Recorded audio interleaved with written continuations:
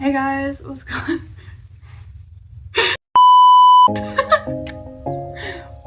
Hey y'all, what's going on? Welcome back to my channel.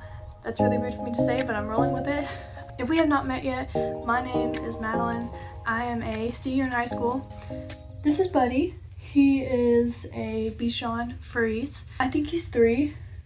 Now, if y'all have seen other videos on my my page, you know that I have been kind of looking forward to this for a hot second.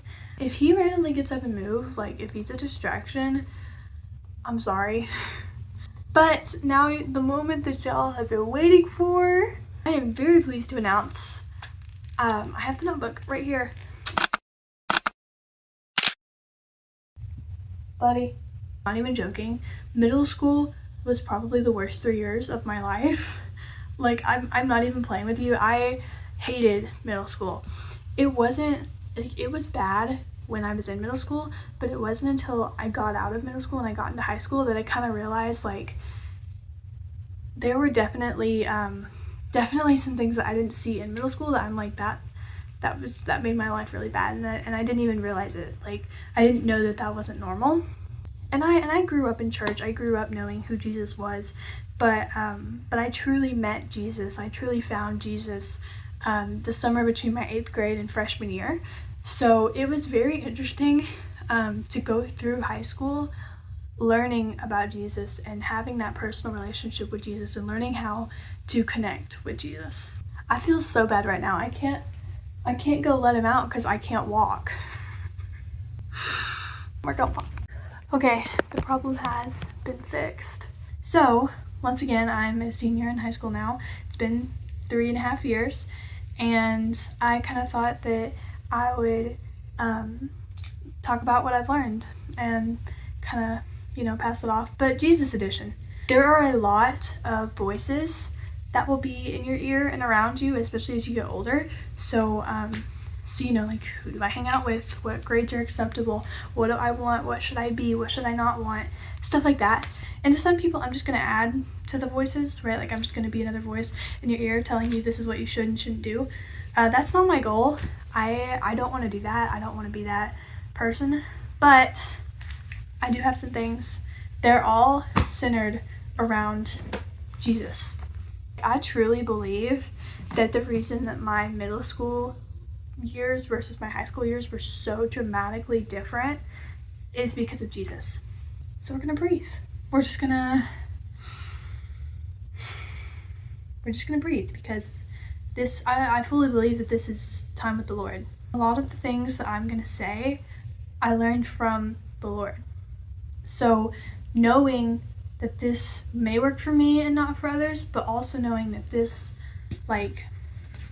is, you want to do high school with Jesus. You want to go through school. You want to go through your classes and your grade with Jesus. And everything that I'm going to say is like, we know that we can count on Jesus, and we know that as long as we have Jesus, it doesn't matter. Nothing else matters as long as we have the Lord.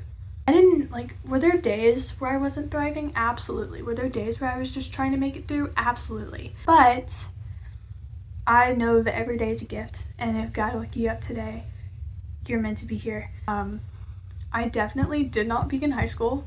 I didn't want to peak in high school, but it also wasn't the worst 4 years of my life. So you can take my advice, or you cannot, but I'm just saying. So with that in mind, let's get into it. Let's do it. I wrote this in no particular order, so we're just gonna start off easy. We're gonna start off with dances / I do dances / sporting events, so football, baseball, basketball, like any sporting event that you might go to, social gatherings in general, but mainly dances and sporting events. I would say go to them. I'm an introverted person personally, but even I'm glad that I went to a dance or a football game or whatever. There are definitely some things that I would look out for, like what you do, how you act, what happens with your grades, everything like that. It all depends, a majority of it depends on who you hang out with. So this is a completely different category. We'll get to friendships later, but most of it will depend on who you hang out with. So dances, sporting events, my freshman and sophomore year were dramatically different from my junior senior year because of the friends that I had. So I went to homecoming my freshman year and then left after 2 hours. Honestly, the only thing that I can say is, again, depending on who you go with, it can be fun. It can be enjoyable. You can have fun. It's fun to get dressed up. It's fun to take pictures. It's fun to go out. Sometimes they have good food, depending on where you go. Who you hang out with matters. Also, don't go anywhere alone, like with somebody else. Whether it's like a boy or a girl, we represent Jesus. And I don't say that as like there's so many rules and you have to follow these rules and it's all this stuff. I'm saying that it could like legitimately not be safe. If you do, tell somebody where you're going. Even if it's just like telling your friend group. Like I went to a football game once and my friend group at the time, they just left me and they didn't tell me where they were going and they were my ride home. So we care. We want to know where you are.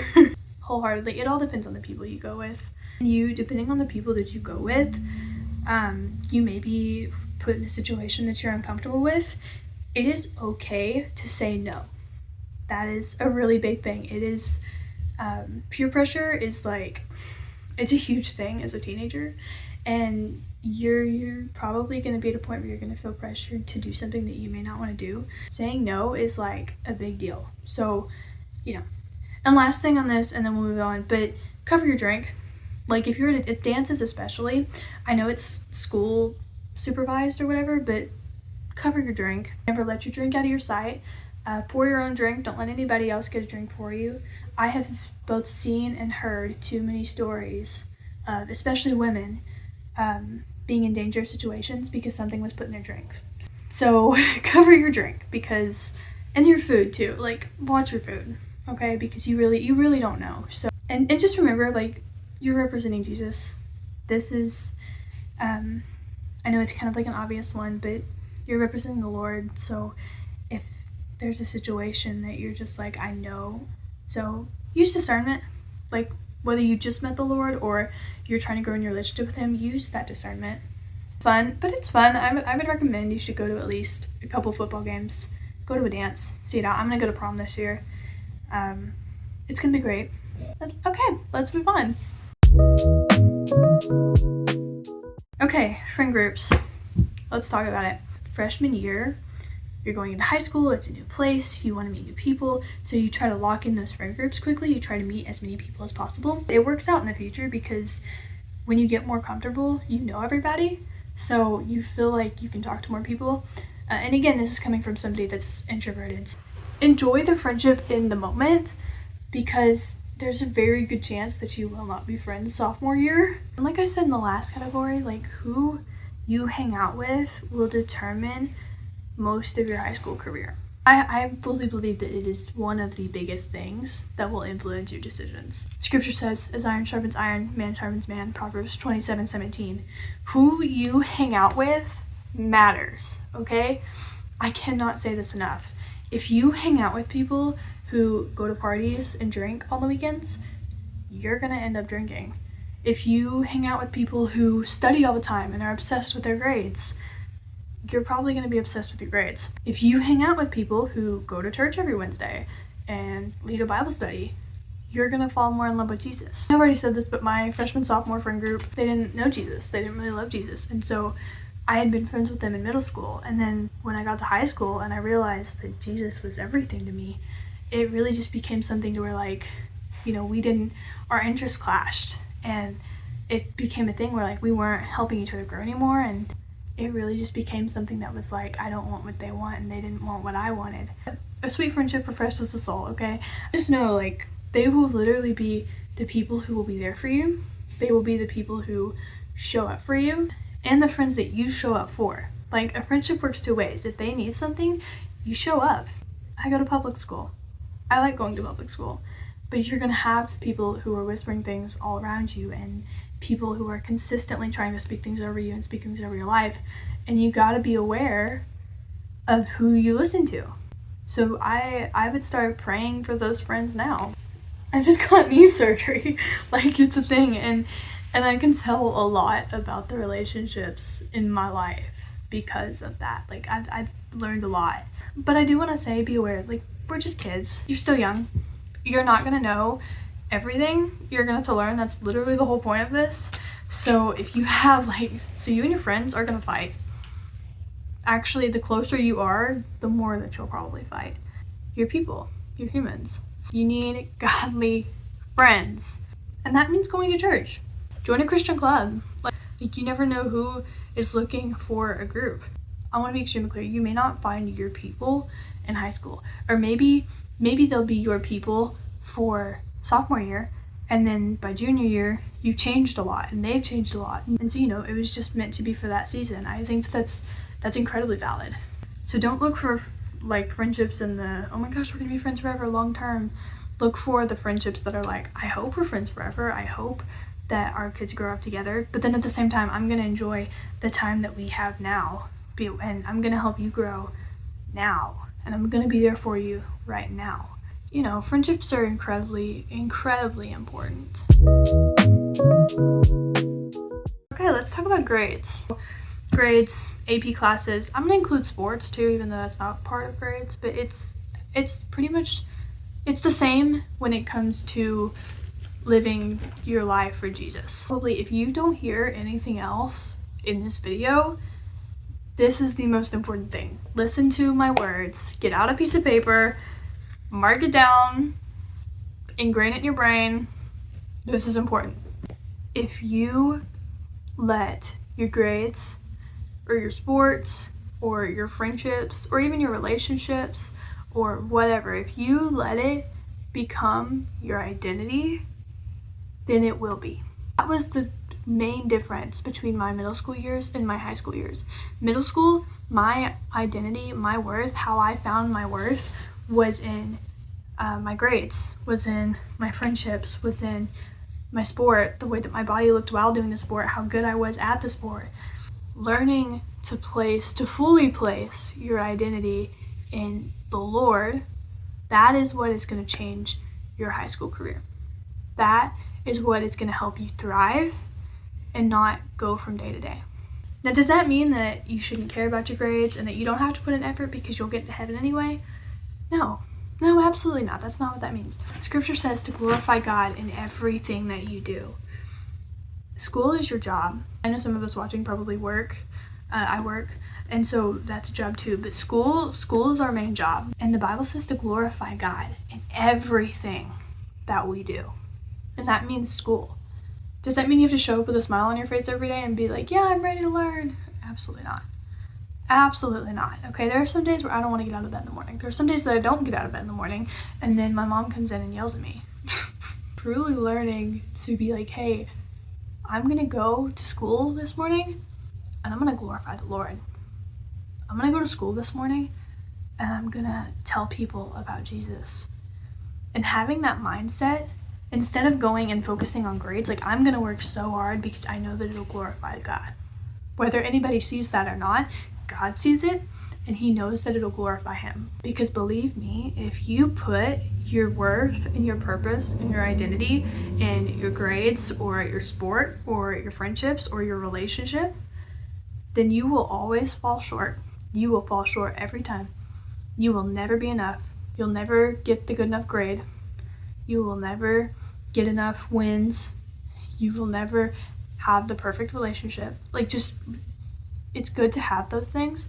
It's good to want those things. It's good to work for those things. But we should not let that become our identity. This is how we determine our worth. This right here.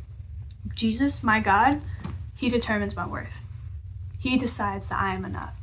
He decides that I am worthy and seen, even though I don't deserve it. Knowing, hey, I'm going to go to school and I'm going to go and try my hardest because I want to glorify him.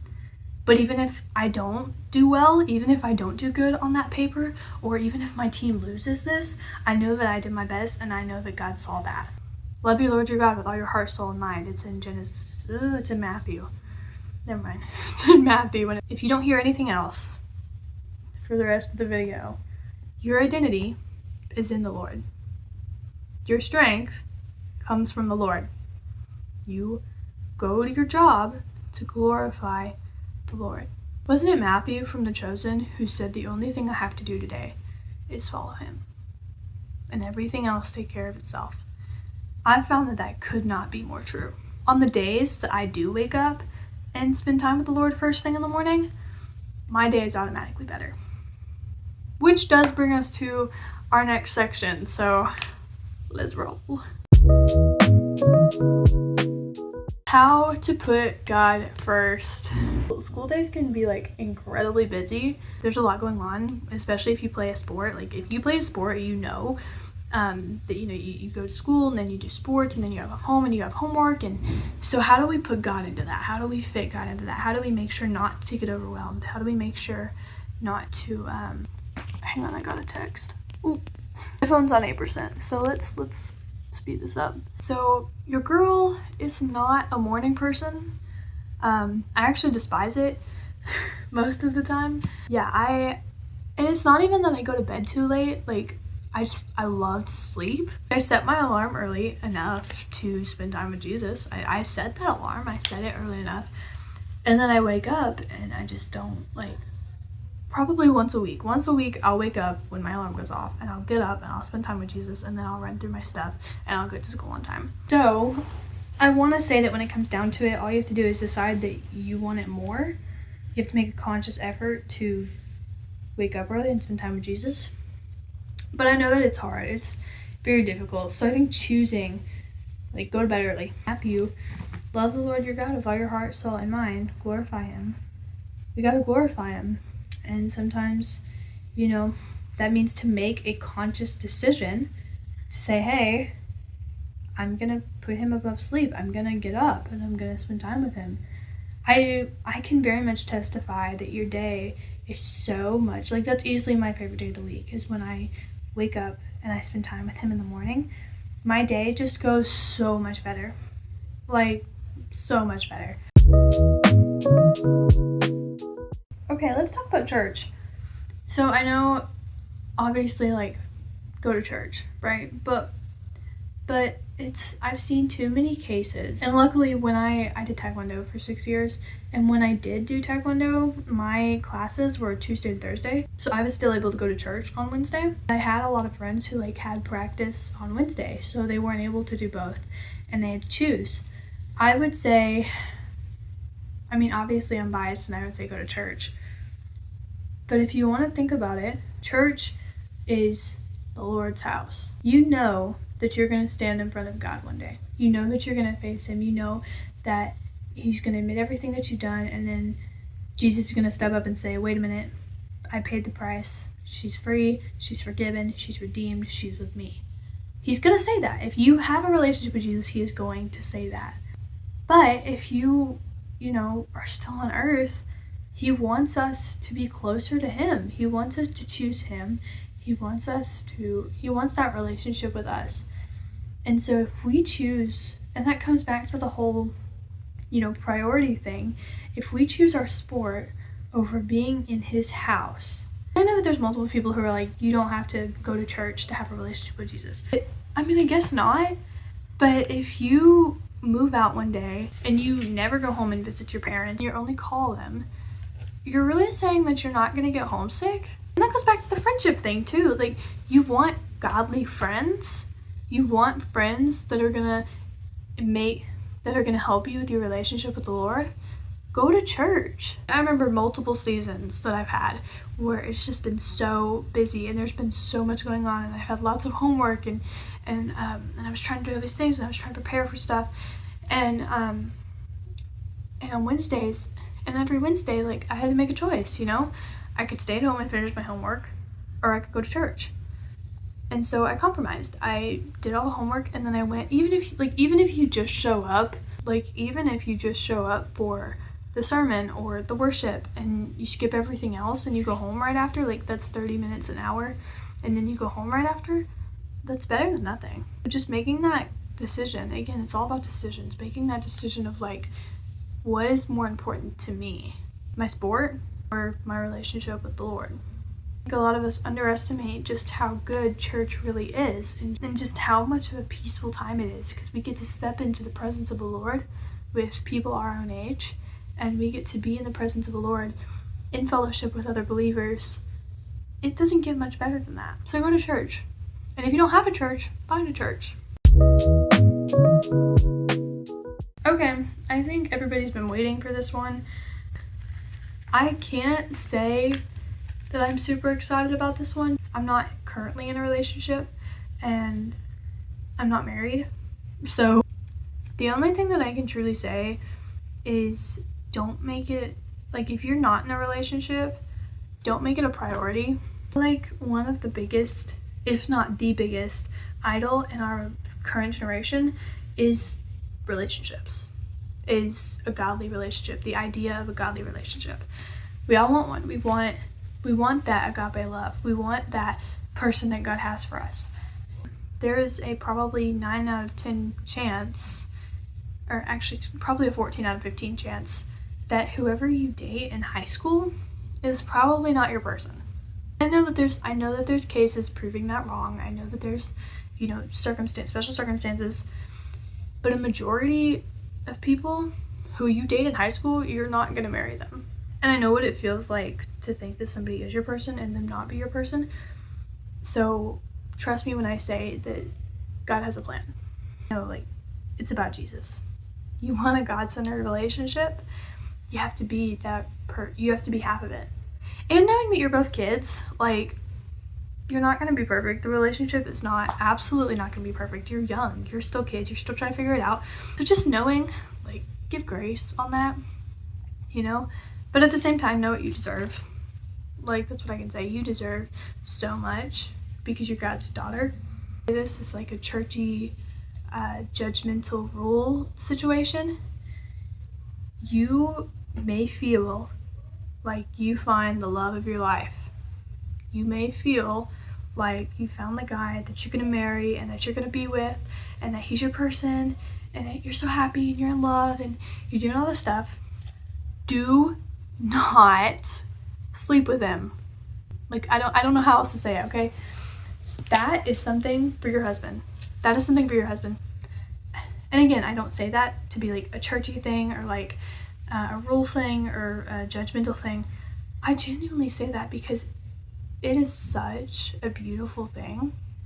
And like I said before, you're probably not going to marry this guy, but even if you do, it'll be so much more beautiful if you wait anyway, even if you think you're going to marry him, even if you think that he's the one. Not give in to that. Because that is against what God tells us. That is against what he has for us. And he only has the best for you. He only wants the best for you.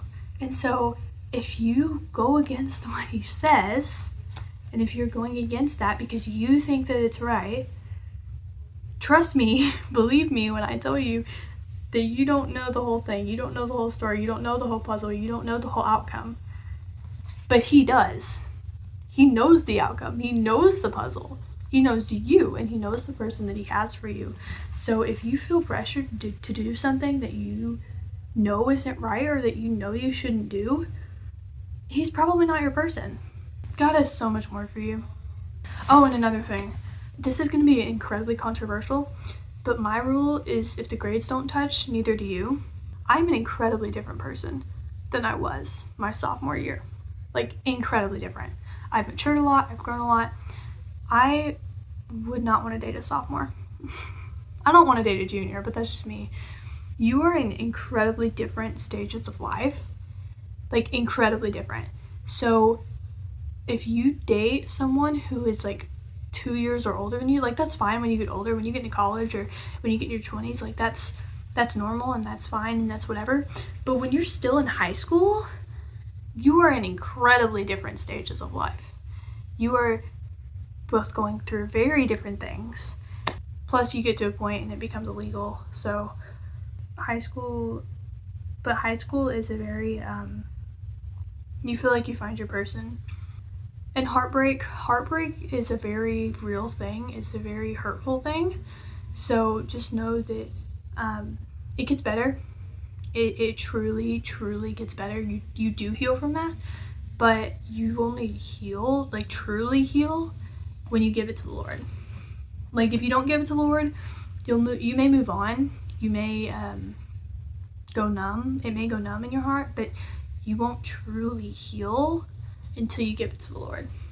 It is more than okay to grieve, right? Grieve that person, grieve that relationship, but then you gotta let it go. And you gotta give it to God.